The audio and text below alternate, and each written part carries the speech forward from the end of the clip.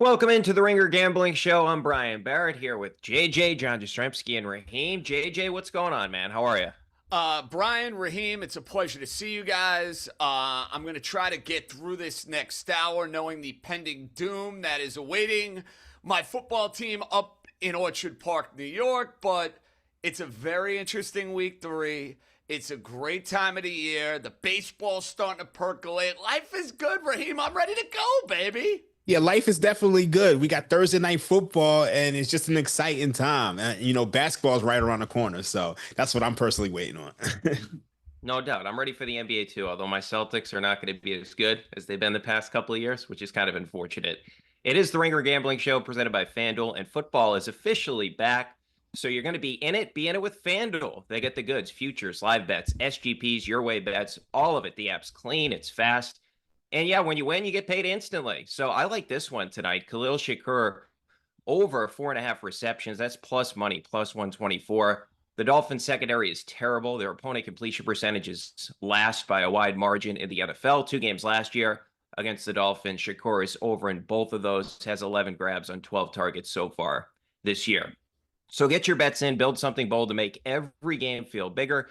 Download the app or head to fanduel.com/gamblers to get started. All right, let's get to that Thursday night football game, guys. Right now, the line at 11.5 in favor of the Bills. The over-under right now is at 49.5. Raheem, what's your favorite way to play this game?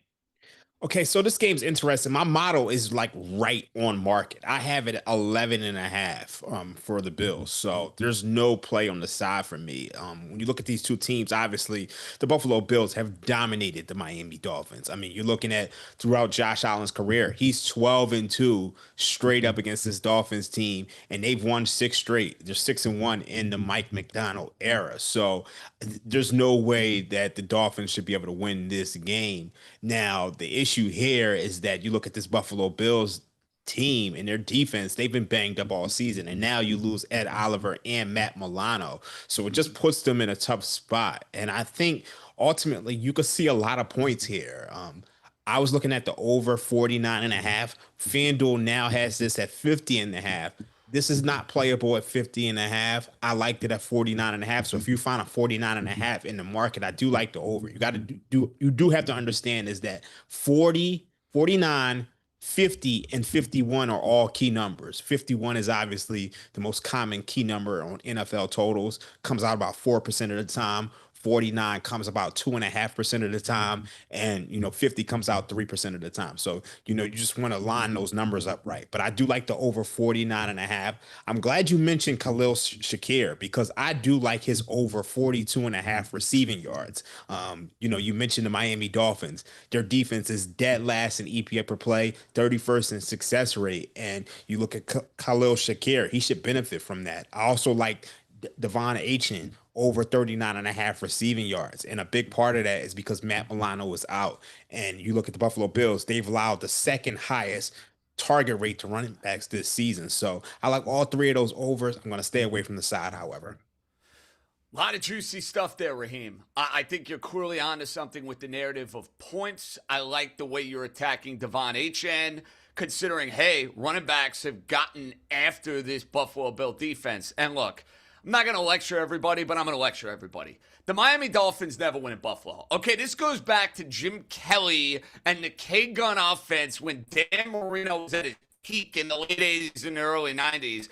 The Dolphins would go to Buffalo and Western New York, and they'd go to die. Well, the same thing has happened with this particular team. However, this price is totally out of whack. I can't lay 11.5. The line was at 12.5. It's now down to 11.5. We know 0-2 teams. There's a sense of desperation. We've seen that if you look over the years in betting NFL football.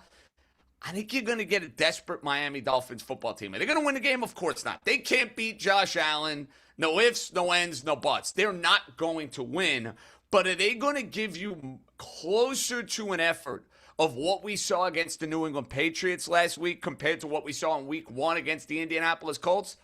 Yeah, I do. I think they're going to be able to put up points in this game. No Ed Oliver's a big deal. No Matt Milano is a big deal. And Raheem, you're all over the fact that, hey, this total, too crazy now at this point if you see a couple of drives stall, a couple of fourth down stops, a couple of field goals. So I'm not going to go near the total.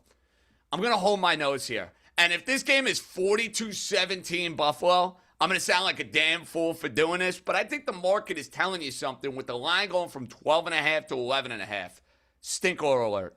You're getting a stinker from me. Dolphins cover the number at plus 11.5. Yeah, biggest question entering this game, JJ. Can the Dolphins force a punt in the first half? Something they haven't done through the first 2 weeks of the season. In fact, it took them until the second half of the Patriots game to finally force a team to punt. I'm with Raheem on Achane. I have him for over 99.5 rushing and receiving yards. So the Bills, they're at 6 yards per carry. And I know they played the Ravens, but that's the worst in the NFL. Achane last week, if you look at the rushing plus receiving, 122. Now, the week before, just 75, but that was a terrible where they fell behind against the Colts. The Bills last year, he's at 165 and he's at 121. And I know it's a short week, but the Bills defense, they sort of allow you to run the ball. They're a team that's like, we think eventually we're going to force a turnover on you. And the one other thing I was looking at from a Bills perspective is their team total. It's actually plus money right now, barely. It's plus 100, but the Bills team total is over 31.5. It's a really big number, but they've scored 41 and they've scored 30. The Dolphins have given up points on 75% of their drives. So that's almost 20 percentage points worse than any other team. And the Bills are scoring on nearly 61% of their drives, which is the second highest. They have the second most red zone trips, and they found the end zone in 7 of those red zone trips, which is tied for the most in the NFL. Allen has, as we talked about earlier, he's dominated the Dolphins. He averages 267 yards and 37 touchdowns he has in 14 games. So I know that's a big number there, but what I saw from the Dolphins last week, I know their offense looked a little bit better in the second half. Those big name players in terms of their defense, not big name players, but guys you thought would be good in terms of the Chubbs, the Phillips of the world, they had very little impact against the Patriots last week. And that was the big concern about the Patriots coming out of week 1 was the offensive line. So I think this is almost like a shootout game because I don't trust the Bills defense either. So I think Josh Allen and company are going to put up a ton of points. Yeah, I mean, you look at this Dolphins defense, they're second in blitz rate.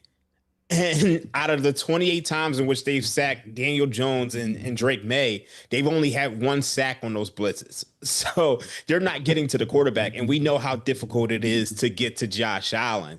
Now, to JJ's point, he mentioned about this team being 0-2, and this is kind of a kitchen sink spot. Well, 0-2 dogs since 2010, 40-21-1 against the spread, 66%. Week 3 divisional dogs, 49-28-4, 64%. So, you have 9 teams which kind of match those divisional dogs or those 0-2 teams rather. Dolphins, Jets, Texans, Bears, Giants, Saints, Browns, Panthers, and Titans. And if you look at the preseason look ahead line for this game, it was Bills minus 8.5. But we know the Dolphins haven't won in Buffalo since 2016. You kind of have to, figure out if that look ahead line was too big of an adjustment.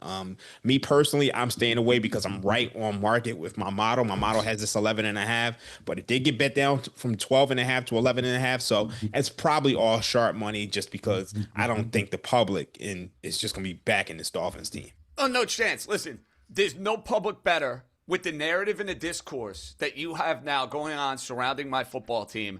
That's like, yeah, on a Thursday night against Big Bad Josh Allen and the Buffalo Bills, one of the Super Bowl favorites. Yeah, I'm lining up to bet the Dolphins today. Nobody in the public is going to do so. Now, the public wins occasionally. You got to understand that. I just think 12.5, now down to 11.5 should tell you something. 2 guys to keep an eye on. Prop market. Dalton Kincaid. Dolphins can't guard the tight end. Can't guard the tight end. We talk about their secondary having all sorts of issues. I think Buffalo has made it an effort over the first 2 weeks to get Dalton Kincaid really involved in their game plans. 2 years ago, he really came on strong. Last year, he was a bitter disappointment. Now, I know our friends at FanDuel sent us this wonderful data that he's one of the top 5 guys that people are betting to score a touchdown. He, James Cook, Josh Allen, Devon Achane, they are the public darlings in this Week 3 game. But I think you're going to have a big game for Dalton Kincaid. I think he's going to go over his receiving yards. I like him to get 5+ catches. I think he's going to be Josh Allen's blankie and he's going to pick apart that secondary. And from a Dolphins side of things, the Tua-Waddle relationship seems to be in a pretty good spot. Now, I know Waddle's a little beat up going into this game. Newsflash, he's going to play. I'd be stunned if he doesn't.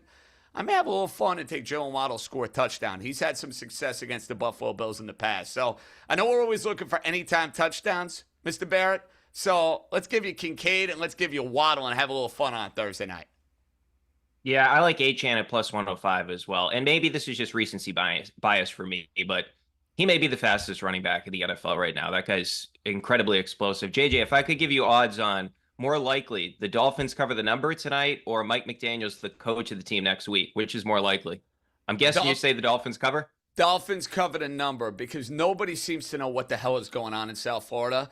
And I know with the extra time between week 3 and week 4, people are going to make the argument, oh, perfect time to fire their coach. If that were the case, Brian, and listen, I was not on board with this in the offseason. To me, if you have back-to-back postseason appearances and you go 8-9 the following year, I don't think that's necessarily justification for a coaching firing. You got the Jets in week 4. To me, that's the game. If they lose at home to the Jets, Monday Night Football, week 4, that will be the end of Versace. That'll be the end for my buddy McDaniel and his off-whites and his beautiful watch and all that stuff. And again, if they lose 42-10 today, I think it's an entirely different conversation. I would bet, Brian, that he's the coach next Monday when I'm down watching my crummy team against the Jets in person. Yeah, fair enough. Well, he's been doing great in these post-game press conferences and halftime press conferences where he tells us, I'll tell you this with the you shtick can't with lose McDaniel. and win. Hey, listen, everybody, myself included, love the shtick when he's running into the locker room, when he's having all sorts of fun, when the team is winning. When the team loses, and that is your sort of demeanor as a head coach, you're going to get absolutely slaughtered, and that's exactly what we've seen in the national media. Like, they couldn't wait to put this guy and start throwing the tomatoes right in his face the minute things went south in South Florida. That's what you're witnessing. The end of the love affair with Mike McDaniel. Now it's like he's persona non grata. That's the way it goes. All right, guys, let's get to some of the big games coming up over the weekend and a rematch from last year's playoffs. The only team that actually gave the Eagles somewhat of a battle was the Rams, and they are plus 3.5 on the road. So the Eagles 3.5-point favorites. The total is 44.5. I think the big question coming into the season was Stafford's health. And Raheem, through the first couple of weeks, Stafford's looked awesome. He's looked like one of the best quarterbacks in the NFL. What do you like in this matchup? Okay, so I'm right on market once again with this game. I'm at Eagles -4, but I do like the Rams in this game. And actually, my motto actually likes the under. My motto actually has this at about 43 to be exact. So it leans towards the under. Let's look at this Philadelphia Eagles team. And I mentioned this on Monday's episode of the Ringer Gambling Show. I think this Eagles team is on fraud watch. I mean, you're talking about a team who has literally completed 3 passes over 10 yards in both games. You're talking about a team that's 20th in pressure rate. We know how many guys they lost on that defense. They're 20th in pressure rate, 17% pressure rate. They have just 2 sacks on the season. So that defensive line isn't really the same. And you look at this Eagles offense, and I'm just not seeing an explosive offense. I'm just seeing a creative offense. I feel like this is the second coming of Brian Johnson and Kevin Patullo. And I just feel like they're kind of getting by on smoke and mirrors. You look at week 1 against the Dallas Cowboys. Cowboys were getting ready to score. You get a fumble, a red zone turnover in the second half of a game, which allows them to pretty much win the game. You look at last week, Travis Kelce is getting ready to score. He drops the ball, leads to an interception. The Eagles run out of the clock. So it just feels like this Eagles team is the brand new version of the Kansas City Chiefs from last year, where they're winning these 1-score games based on, fluke plays or, just a play here and there, and then they're able to run out of the clock. So you look at the Eagles team, they had the fewest amount of plays of 15 more yards on offense So I'm just not seeing it with this Eagles team. I think this Rams defense is by far the best defense that they've played all year, and it's the best offense. So I would grab the plus 3.5 with the Rams, and I would lean towards the under. I'm not going to play the under because I do think if the Rams get up a score or two, or the Eagles get up a score or two, one of these two teams is just going to throw their way back into the game. But I do like the Rams at plus 3.5. Listen, you can lock this in for Ringer 107. Signed, sealed, delivered. I'm yours. I love the Rams. I love the Rams getting 3.5 in this spot. First of all, it's a massive revenge game for what happened in the postseason. The Rams were right there with the Philadelphia Eagles. The Eagles smoked everybody along the way going to a Super Bowl. Not the Rams. The Rams were driving with a chance to win the game inside the 10-yard line. Jalen Hurts did absolutely nothing in the game if you go back to what we saw in January. And let's just look at the market for this particular game. Opened at 4.5. Immediately is now down to 3.5. Raheem, you hit the narrative on Philadelphia. I'm going to take it the other way and look at the pro-Ram argument and perspective. This is a team that is tremendous defensively. They have a ton of guys that get after the quarterback. There were a lot of questions about what Matthew Stafford would look like after he's getting the epidural in the summertime. Matthew Stafford looks A-okay to me. I know he's up there in age, but when he has time to throw, Nakua, Devontae Adams, no problem slinging a football. And Sean McVay, in these sort of situations, has been tremendous. You know, a lot of people over the years in handicapping NFL football look at West Coast teams coming to the East Coast. And it's like, oh, West Coast team coming to the East Coast. Can't bet the West Coast team. Not when Sean McVay's the coach. They have been A-okay in these particular spots. I love them at 3.5. I think they're going to win the game. I think they're going to make a monstrous statement. I love this Rams team, Brian Barrett. So when we do the Ringer 107, you're going to have to be our consigliere this week. You know, we got a tough standard here to meet. We went 3-2. We should have went 4-1. Don't get me started on the Texans and what happened on that fourth down play. What an absolute disgrace. Rams, Raheem likes it. I love it. That's going to be a 107 play. Love it.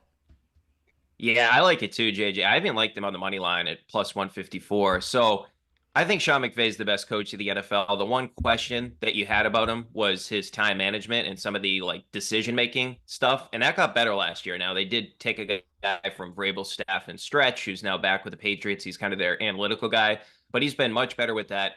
And their offense has looked really good. I mean, Puka may be the best receiver so far this season. He's 221 yards. And then here's the question about the Eagles defense before we even get to the offense is the corner opposite Quinyon Mitchell. That's been a big question for them early on this season.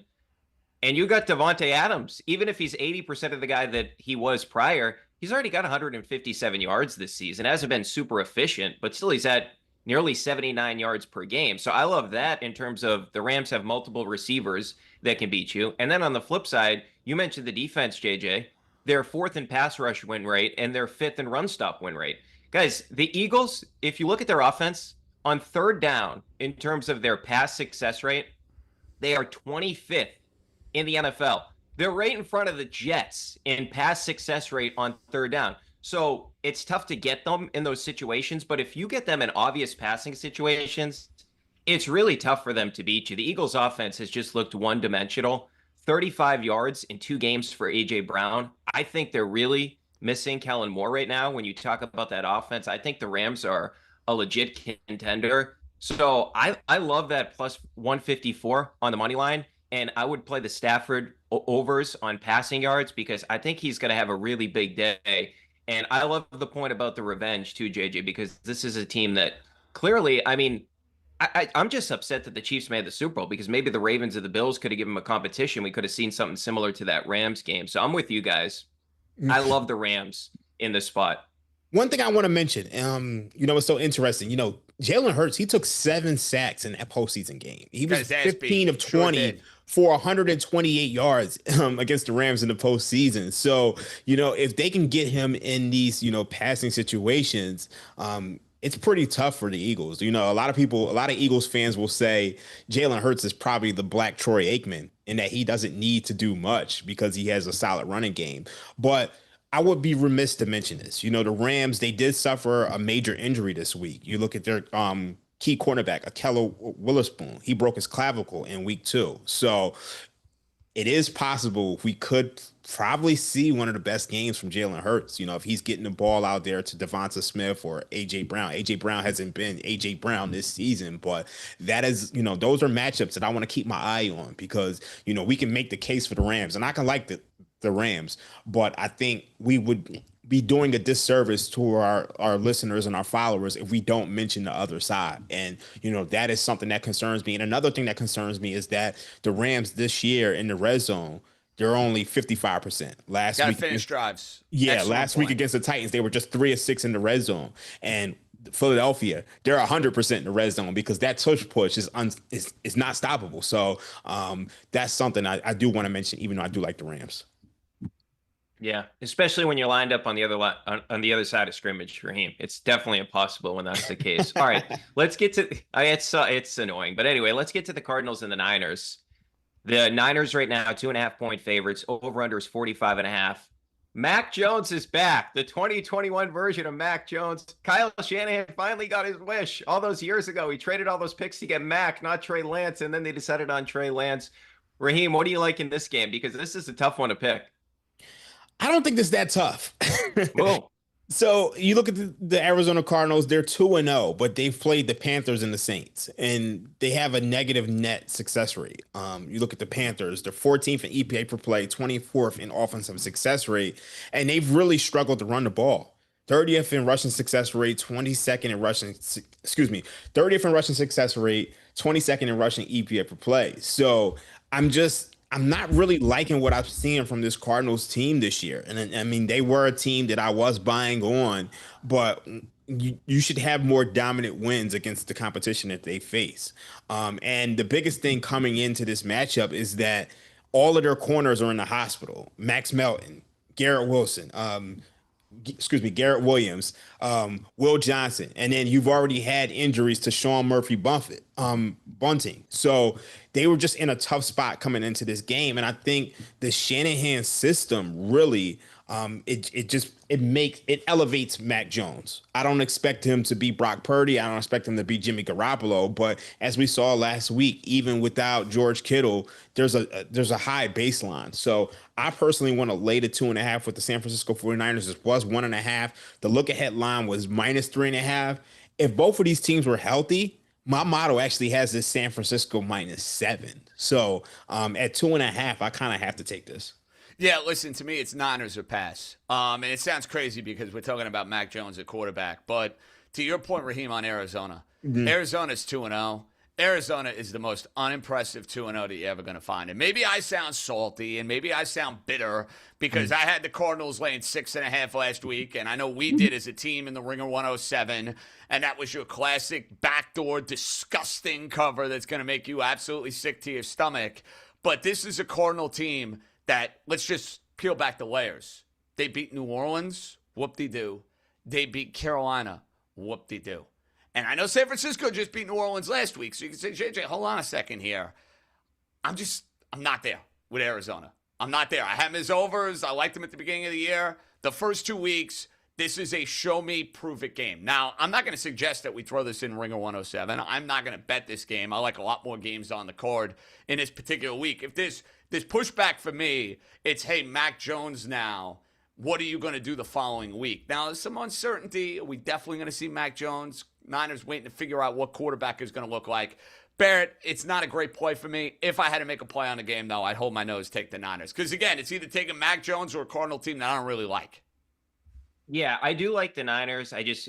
My same hesitation with Mac Jones is why I was not convinced on this. But Mac Jones did look good last week. And as you guys alluded to, Arizona has not looked that impressive. I don't understand the no sort of chemistry between Marvin Harrison Jr. in year 2 with Kyler Murray. I don't know who that's on, if it's on Harrison or Murray. Last week, just 2 for 27 after 5 for 71 the prior week.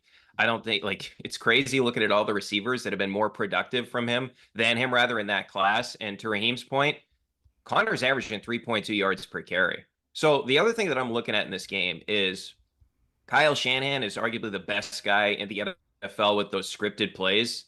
And if you look at the first quarter, it's over 7.5 points. So the Niners are at 7-6 in their first 2 quarters, and the Cardinals 10-3. And the one thing I can say about Mac Jones, and I'm not trying to defend Mac Jones's tenure in New England because I wouldn't do that. But in 2022, his defensive coordinator was Matt Patricia.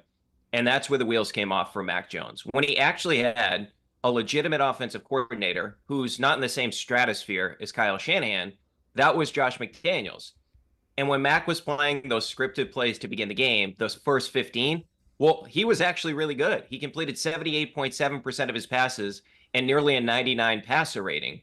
So Mac Jones, the one thing he can do is he can go out and execute the first 15 or so plays of the game. And if they stay ahead, Mac Jones is typically pretty good, especially when a guy like Kyle Shanahan makes those reads so much easier for Mac. Like, I don't think it's out of the question that Mac Jones next year, somebody could say, hey, is he actually the guy that could be a quarterback again in this league?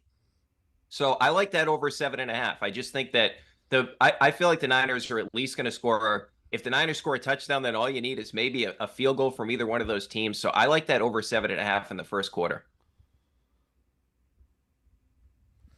All right, let's get to this Denver Chargers game, which is obviously a massive game in the AFC West. Right now, that is the Chargers are 2.5-point favorites. They've been one of the most impressive teams in the NFL. The total is 45.5 right now.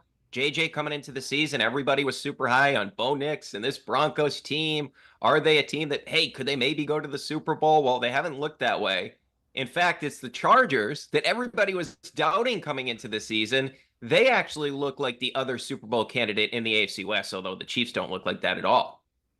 You're right about that, Brian. Listen, the Chargers have been awesome the first 2 weeks of the year. They had a tremendous win against the Chiefs in Brazil. Let's make sure we get that right.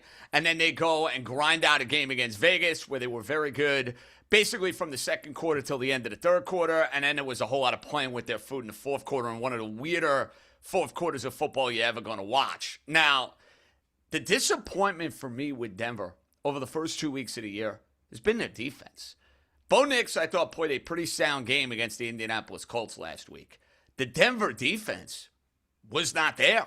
Did not play well against Daniel Jones. And if you even go back to week 1, there were a lot of drop passes by the Tennessee Titans that would have you shaking your head saying, hey, is this the top 5 unit that I expected to see going into the year? Now, I know the Chargers beat them twice last year. I know the Chargers have looked amazing. Everybody's got Herbert now, top 5 quarterback, MVP, blah, blah, blah, blah, blah. I think this is a good buy low spot in the Denver Broncos.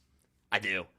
I don't like the fact that Khalil Mack's not playing for the Chargers. I don't like the way the Chargers finished that game against the Vegas Raiders. I think the Broncos are going into LA and winning the game outright. Remember, LA's got no home field advantage. 0 home field advantage. I love Harbaugh. Herbert's playing great. Broncos, outright. I know Raheem does not like this because we've had some text exchanges, and he's now all in on the Chargers. Raheem, you're out on our Broncos. Yeah, I'm out on the Broncos, particularly in this matchup. Look, you look at last year what the Chargers did to this Broncos team, and this was a Broncos defense, which, everybody said was the best in the league. 23-16 in week 6, 34-27 in week 16. And now things have really, really, really gotten worse for this Broncos defense. I mean, we know that the Colts with Daniel Jones didn't punt. They did not punt in that game. So you look at the first game against the Tennessee Titans, that was a very winnable game for the Tennessee Titans with a rookie quarterback on the road in Mile High. You look at the Chargers, the changes that they've made to their offense this season, it's changed them for the better. Their first early down pass rate in the first half of the 2 games this season. If you look at their run pass ratio, they're 65% pass to run. So this is not the Harbaugh, Greg Roman offense of old. They're a team who is going to throw it on you. And you look at what they did to the Chiefs. It's just like, I think that said a lot more about the Chargers than it said anything about the Chiefs. And interesting. Okay. Yeah, and then also I think the Chargers kind of played with their food against the Raiders. I think they were in control of that game the entire game. So even on a short week, I'm not downgrading them. I'm honestly upgrading them for what I saw from the first 2 games of the season. Like Ashton Genty wasn't able to do anything So it's just that they're going to stop the run. And the thing I like about this defense is they don't allow big explosive plays downfield. Like Bo Nix is going to have to throw his way down the field methodically.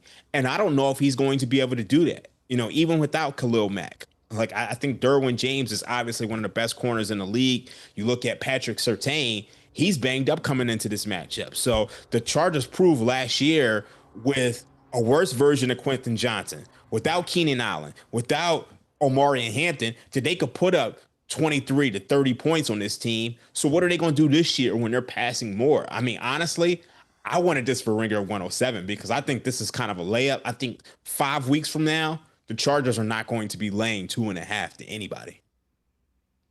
Yeah, I'm with Raheem on this one. I think the Chargers cover, and if you want to parlay the Chargers to cover that 2.5 and Justin Herbert for 225 passing yards, you can get that at plus 180.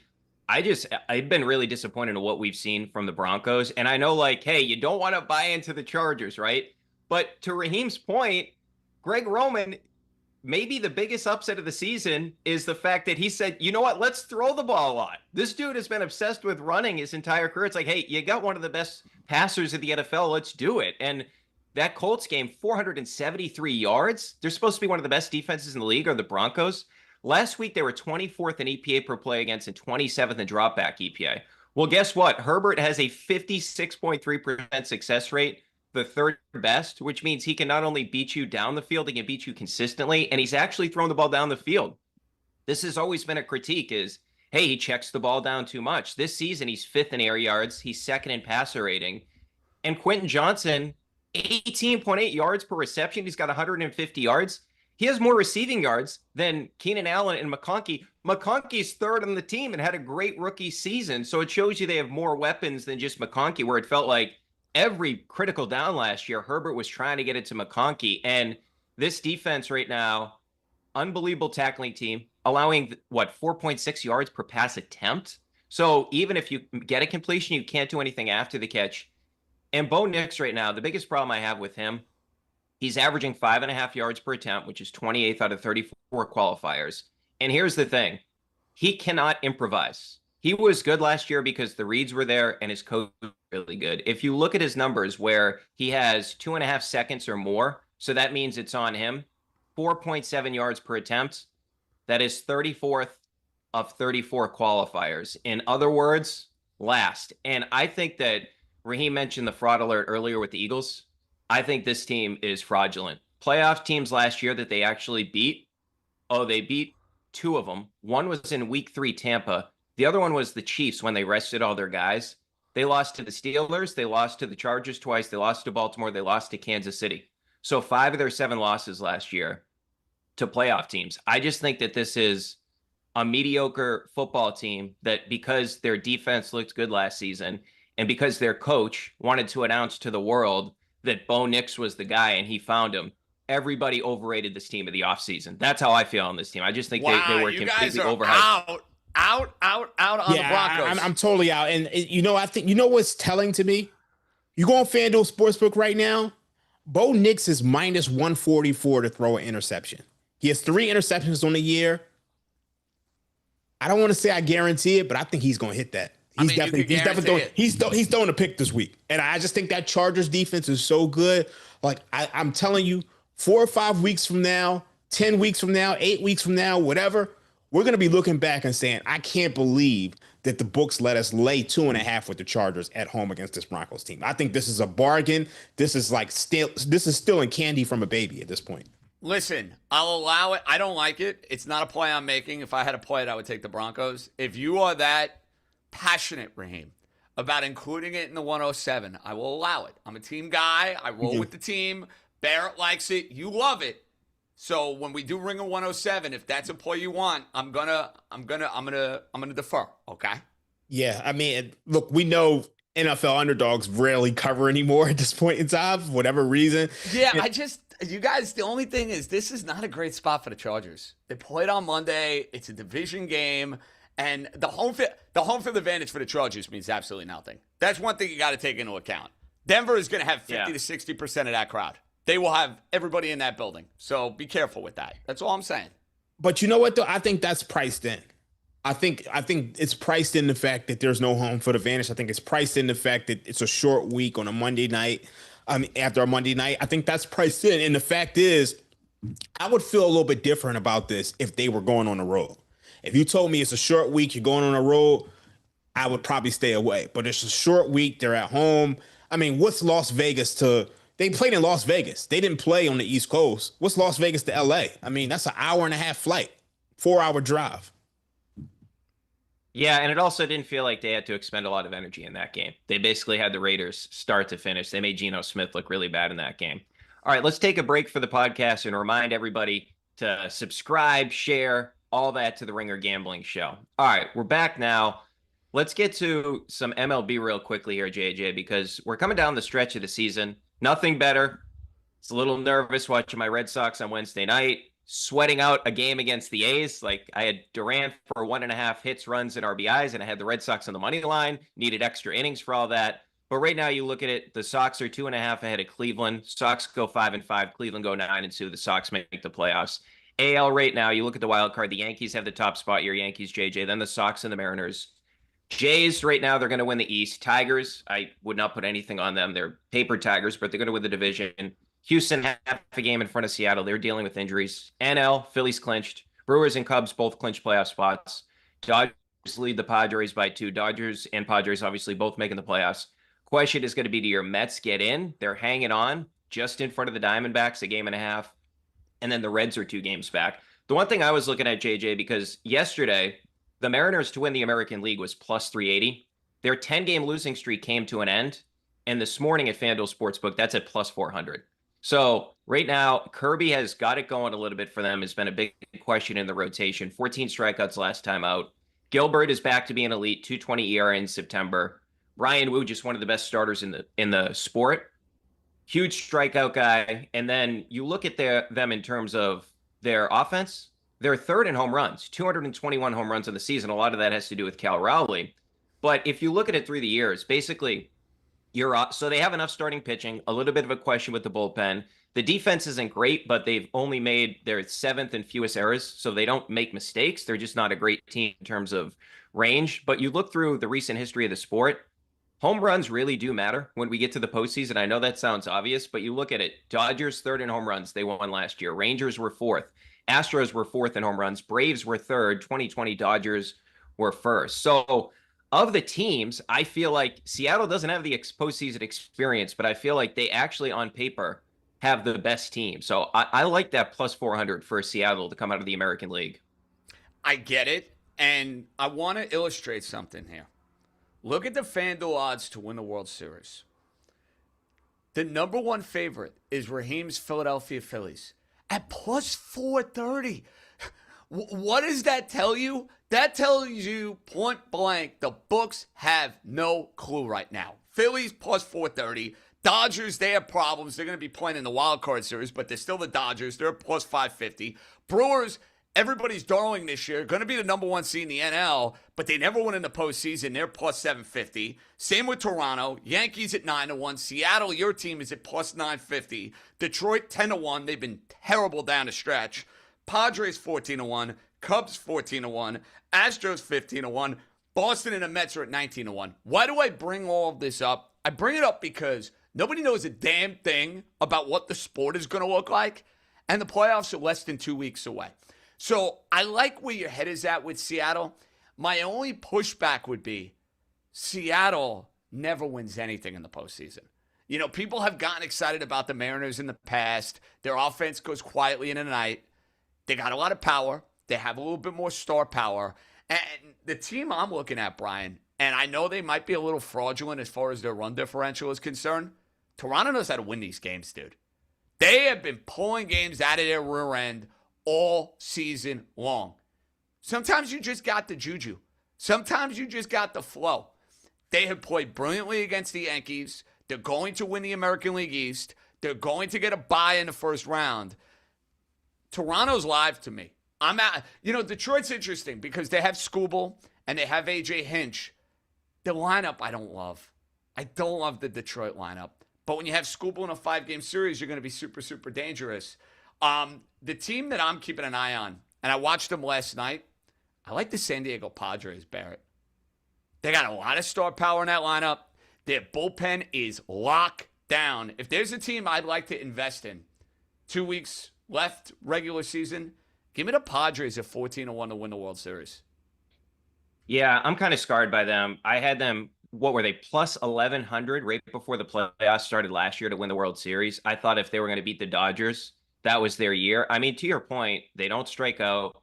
They don't make a lot of errors. That lineup is pretty deep. So I like that Padres pick as well. I would have been higher on the Red Sox. It's just they've been scarred by injuries. I mean, Roman Anthony, what's the deal with Anthony? Is Anthony coming back? Yeah or nay? No.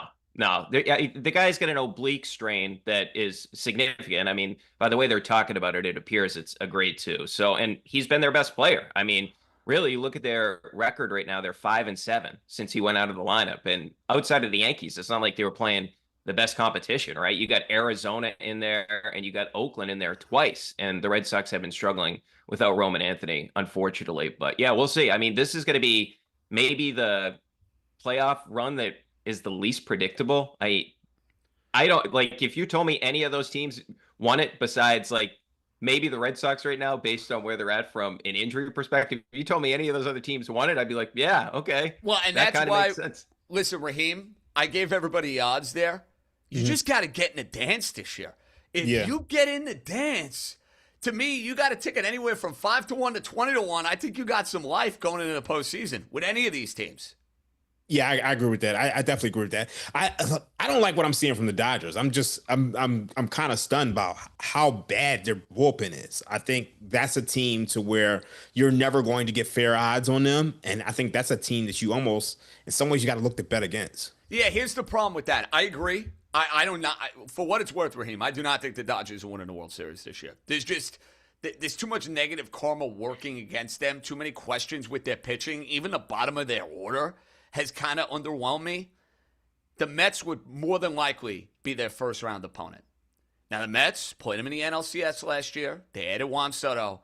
Brian, their pitching, the Mets starting pitching has been an absolute disaster. Outside of the youngster, Nolan McLean, they can't get anybody out. Wait, how is the Mets going to be their first-round opponent when the Mets are last in 3-6? Dodgers ain't getting no bye, dude.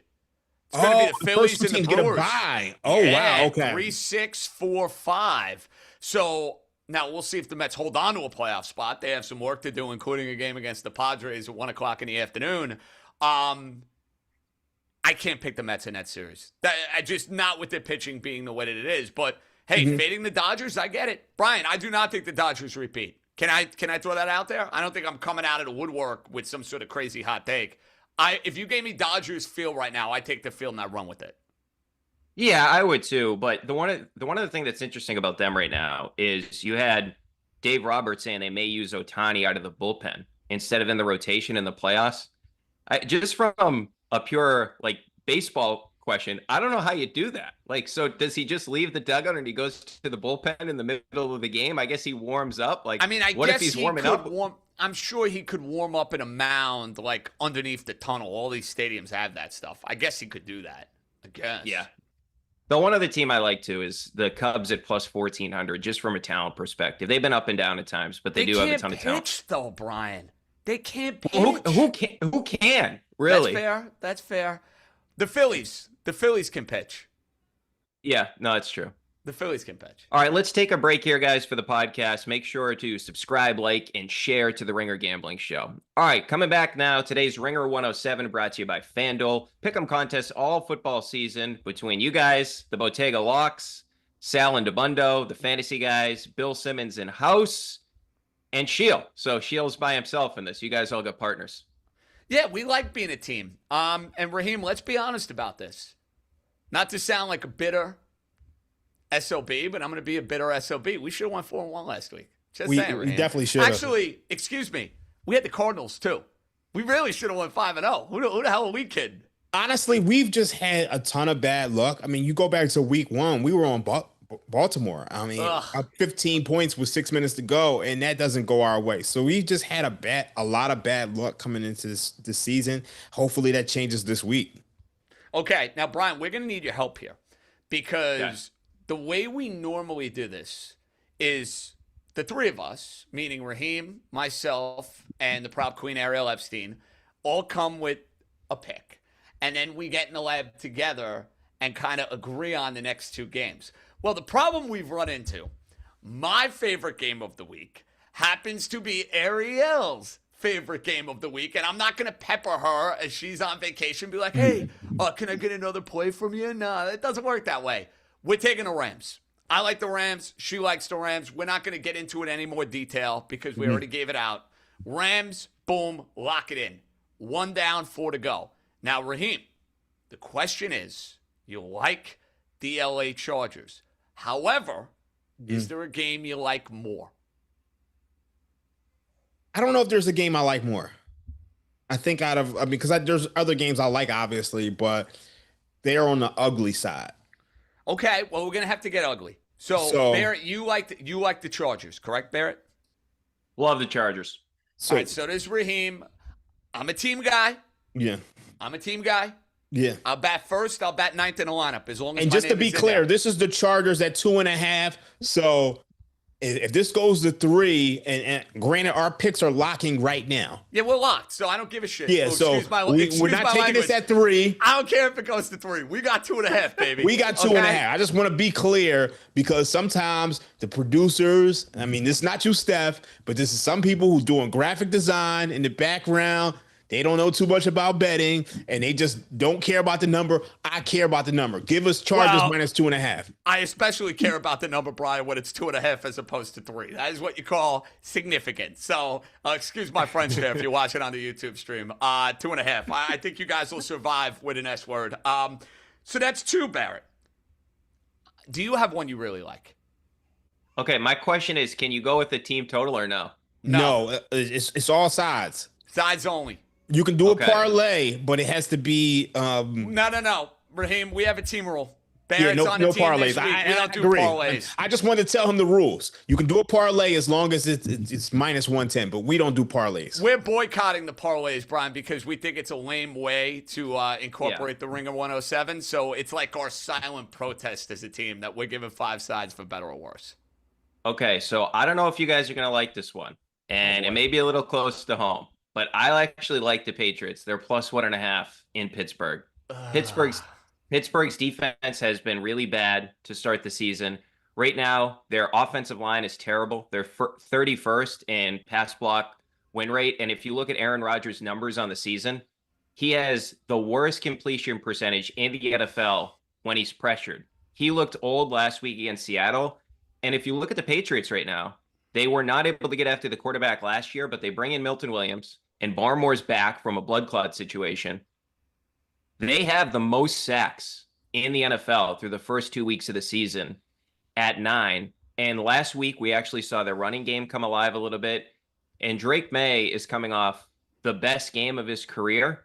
And that Steelers defense, from a passing perspective, is in all metrics one of the worst in the NFL. We saw Justin Fields also run all over them. And now we're looking at a Patriots team that comes in off a really nice win at home against this Pittsburgh team. Like, this could be the signature Mac Jones win. I feel like this is going to be a shootout, guys, because neither defense has been great. But the good news is this, and I'm not saying it's definitely happening yet because we don't know. Christian Gonzalez was finally back at practice. And Alex Austin, the number 2 corner right now behind Carlton Davis, has given up the second most yards of the NFL. But Carlton Davis wasn't even targeted last week. So that tells you if Christian Gonzalez can even play just a little bit, the Patriots defense may be able to hold up against the Steelers offense. So my model actually makes this a pick 'em. So at 1.5, I do see a really, really small edge on the Patriots. And I think one thing I would add is that the Steelers have some injuries on that defense as well. Like, they're not healthy. They're coming into this matchup, and you're looking at who's injured in this matchup. Outside linebacker Alex Highsmith, he's banged out. Joey Porter Jr., he's questionable. Deshaun Elliott, he's questionable. So they are banged up, and this is a bad defense. So I do understand this play. I've seen a lot of sharp money on this. JJ, if you don't oppose, I don't mind it. So it was a stay away for me. Full disclosure, Brian. When I was looking at the card, it reeked of a stay away. I'm just a little fearful from what we saw with the New England defense. as far as their sack numbers are concerned. Yeah. Feasting off a Miami Dolphins offensive line that was missing 2 starters that played terribly. So, listen. And then Geno. Stay away, also, but Barrett, you're part of the team this week. Mm-hmm. You are convicted. You come with knowledge. And the fact that, Raheem, we have a model advantage here. Yeah. I will allow New England as a player. Yeah. I mean, I'm personally I'm not going to, this is not something I'm going to play in real life. I'm not crazy about it either. But I mean, the fact that my model likes it, the fact that I've seen other sharps on it, I understand it. I don't like the fact that Geno Smith kind of carved this team up, though. So yeah, that's what's. And listen, 200 or 300 yards. But to Brian's point, yeah, if Gonzalez can play, yeah, that's a huge deal. Yeah, that's a huge deal. Yeah. So, Brian, what's the confidence level that he's going to play? You're in Boston. It's right now. It feels like it's trending towards it, but how many snaps is he going to be able to play? Because he has been back on the practice field, right? And the Patriots made it known he's been back on the practice field. The one other note I'll leave you guys with on this game is the run game of the Patriots. If you look at it, it hasn't been great. But if you look at the numbers, if you run on the other side of TJ Watt, teams are averaging 6 yards per carry. If you run at him, it's 2.5 yards per carry. I'm pretty sure the Patriots know that. And I'm pretty sure, especially with Highsmith out of the lineup as well, they're going to be able to run the football as well. So I'd say this, Jade. My confidence in the Patriots winning is about the same as Gonzalez playing. Like, I think the Patriots are going to win this game. All right, so we need Gonzalez to play. Okay. Can I throw one at you guys? It's gross.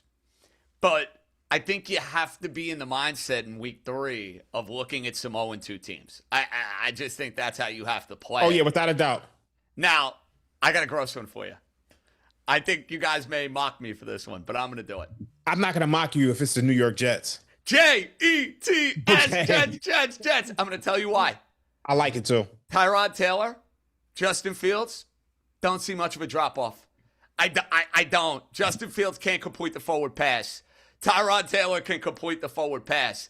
I think there will be a different dynamic for the Jets within their offense, knowing they have a quarterback that can throw the ball. And listen, Tampa probably is going to win the game, but short week for them, Barrett.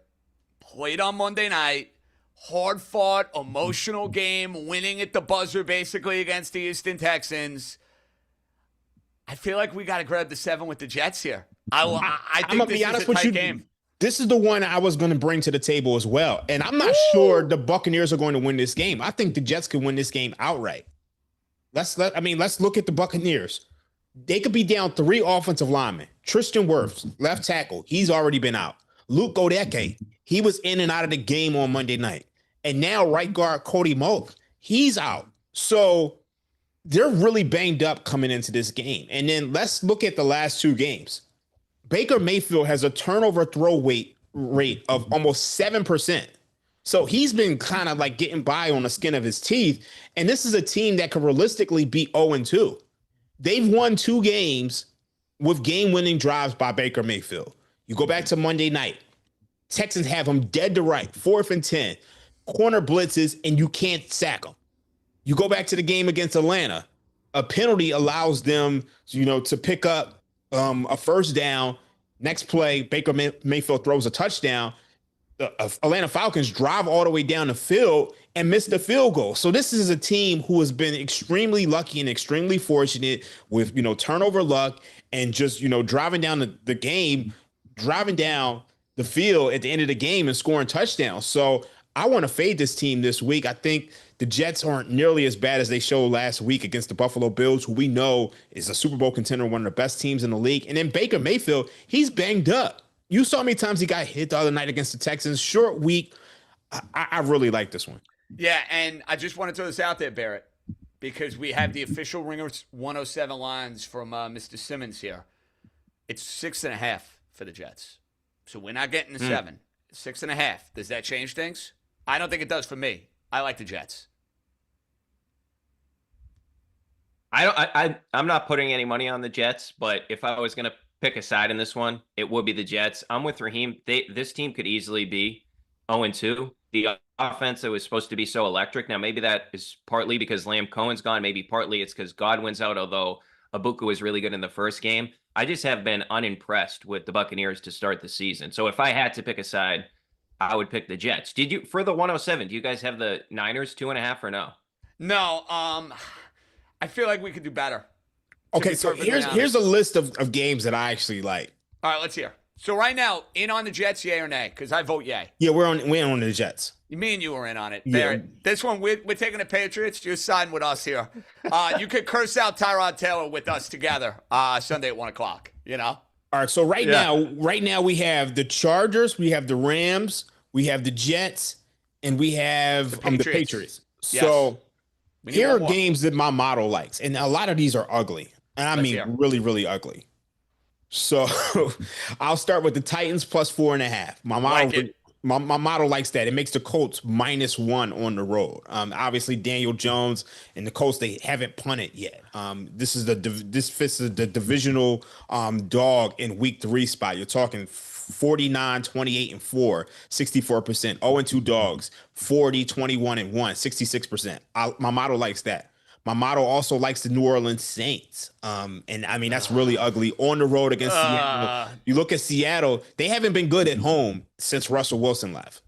So it likes that. It also likes the Chiefs at -6. My model makes that 9. That's also ugly because there's no Xavier Worthy, there's no Rashee Rice, there's no explosiveness. So you're needing to cover margin without weapons. But my model likes it. It also likes the Dallas Cowboys and the Houston Texans. All right, I love the Cowboys, by the way. Do you see? Isn't it telling that they're laying only 1? That reeks of a rat to me. I have no interest in betting Cowboys Bears. Out of all the games that Raheem just threw out there, I like Tennessee the best. I like Tennessee the best. Indianapolis now, everybody's on their junk. Everybody's on Indianapolis's junk. They beat the Dolphins at home. They won a close game against the Broncos. Division game, I'm getting 4.5 points. I know the problem is, Barrett, Raheem, the Titans are so poorly coached. That scares the crap out of me. Yeah. But as far as spot is concerned, I'm getting a divisional dog at home, getting 4.5 points. I kind of like getting the 4.5 with the Titans. I don't like the Chiefs. Yeah. That reeks of a Sunday night game that everybody and their mother is going to tease, parlay, take the Chiefs, and you're sweating it out with 2 minutes to go. I don't like that one. I mean, all of these you're essentially buying low. I mean, pretty much all of the ones I listed, you're buying low, even if you went with San Francisco. The interesting thing about the Cowboys game is that I think that Bears defense may be really, really bad. I mean, you look at Jalen Johnson, he's out indefinitely with a groin injury. You look at the fact that Kyler Gordon, he could be out for this game as well. So if there's one thing I can say about Dak Prescott is he beats up bad teams. And I don't know if Caleb Williams can replicate what Russell Wilson did last week. Let's look at his drive numbers. His first drive in every game this season, 91% completion percentage, 8.8 yards per attempt, 2 touchdowns, 130 passer rating. And on all other drives, when you get away from the script, 54% completion percentage, 5.9 yards per attempt, 2 total touchdowns, 1 interception, 76 passer rating. And I like the fact that the Cowboys don't have to cover margin. You're basically saying, look, Dak Prescott, CeeDee Lamb, go out there and beat this guy who hasn't shown that he may be even a competent NFL quarterback. So that would be on my list, but I do like the Titans with the 4.5. So you guys pick. Maybe we have Ariel vote, and we come up with something. Well, I think we have to lock this in. Let's see if she answers before we finish this live stream. I'm going to say, Ariel, watch this, guys. This is what you call 3-time multitasking. Or we could just call her right here on the. Well, I don't want to do that because the audio is going to be a problem. I don't know if that will pick up. Dallas or Titans? You make the call. Final pick. Dallas Titans, New Orleans, or San Francisco. Or Dallas or Titans. See, I don't want to go near. I don't want to go near San Fran, Arizona. I'm out on that game. Okay. Because I'm going to hate myself for whatever side Barrett I bet in that game. I'm going to hate myself. Yeah, and I know New Orleans is probably too ugly for people. It's way too ugly for me. They stink. Sorry, I'm not backing the Rattler on the road. I don't care what the Seattle home numbers may be. That is no. Also, remember this. I'm going to have a lot of exposure on Seattle this week because of the big boy knockout pool I'm in. I don't do Thursday night games, fellas. You can't. I don't like taking Thursday night games. They're too weird. They're too wacky. Too much crap can happen. Seattle is probably going to be my knockout pick. So, yeah, in that case, maybe we should take the Saints. But yeah, we'll see what Ariel says. Hopefully she responds. We got an answer. We got an answer. Titans. Okay. Tennessee Titans. LFG. Let's go. All right. Best bet time, Barrett. Let's go. All right, today's Ringer 107 was brought to you by FanDuel. Odds subject to change. All right, let's get to the best bets. We'll start with you, Raheem. Go with the Chargers. I'm a late to 2.5 for the Chargers. If they lose, I'm fine with it. I just think this reeks of a team that starts off 5-0, 6-0. It's just one of the best teams in the division, in the AFC. I just like how they're playing football. I think Justin Herbert's playing like an MVP candidate. So if Bo Nix can beat me, go ahead, beat me. I'm willing to take it. I got two for you. Rams, we've been all over it. Big revenge spot for them in Philadelphia. Line opened at 4.5. It's at 3.5. I'll take them plus the 3.5. I think the Rams are going to go into Philadelphia and win this game outright. The other one I like, it's a holding out special, but I don't see a massive drop-off between Tyrod Taylor and Justin Fields. Don't like the spot for the Buccaneers. Jets, Jets. Try to hold off and get that 7. I'll still take it at 6.5 on FanDuel. I'm with Raheem and the Chargers. I like that 2.5. I also like that plus 180 I gave out, where the Chargers on the money line and Herbert to throw for 225 yards. And then the other one I really like, the game that you guys were debating, is the Cowboys. I like their team total over 25.5. The Bears secondary banged up. They're giving up 7.1 yards per play. And I know they've played a good offense in Detroit, but right now the Cowboys offense is what they're built on. And they're also, you look at the Bears, their passer rating against is 136.9, 10 points worse than any other team. And they're giving up 3.16 points per drive, second worst. The Cowboys, we know they're not going to be stopping many people. But I do think, guys, that Cowboys offense can take it to a Bears defense that has just been miserable. Not to mention they're banged up. So I'm rolling with the Cowboys there. You know what? I'm going to roll with you on the Cowboys. We gave out the over 49 on Monday. I'm just going to rock the Cowboys. Look, if Caleb Williams can go out there and beat my Dallas Cowboys and Dak Prescott. Tip the cap. Yeah, tip my cap. I just don't see it. I know, like, the look-ahead line on this was actually Bears -3.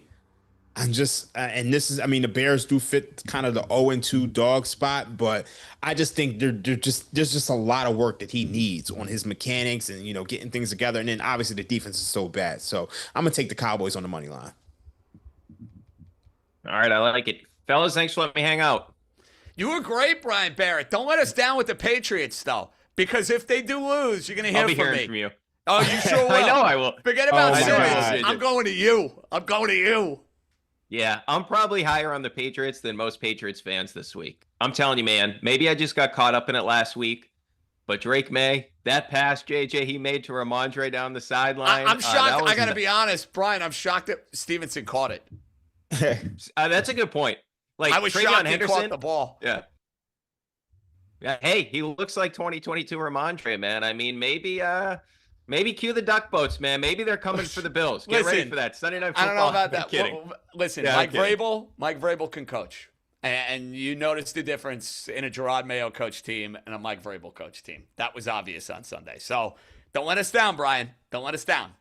Yeah, I have faith in Brian. I have faith. I do too. Because honestly, he's the type of person he would pick against his team. Easily. He would pick against his team, 100%. Yeah, I feel good about it, guys. I feel good about it. And JJ, to your point, what they noticed last week is they were actually coached. Last year, they were not coached. Last week, they were coached by Mike Vrabel. All right, the next Ringer Gambling Show is Friday with Cousin Sal, Danny Heifetz, and Anthony DeBundo.